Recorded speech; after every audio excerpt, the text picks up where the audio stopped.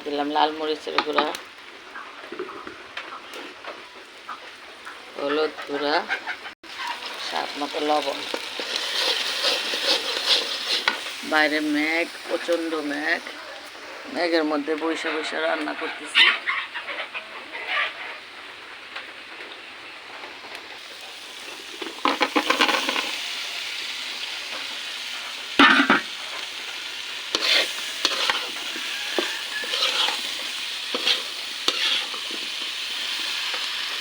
আমি অবাক হয়ে বসে আছি, ওহে দয়াময়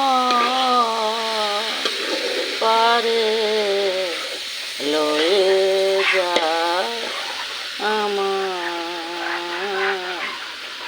পারে লয়ে যা। বৃষ্টির মধ্যে রান্না করতেছি পাখির ঘরে একা বসে বসে, তাই একটু গানে টান দিলাম। মনে কিছু করবেন না, ভাল লাগতেছে না।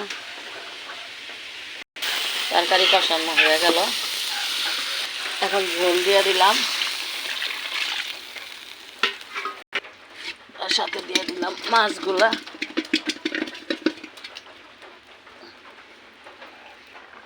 দিয়ে দিলাম ধনিয়া পাতাগুলা।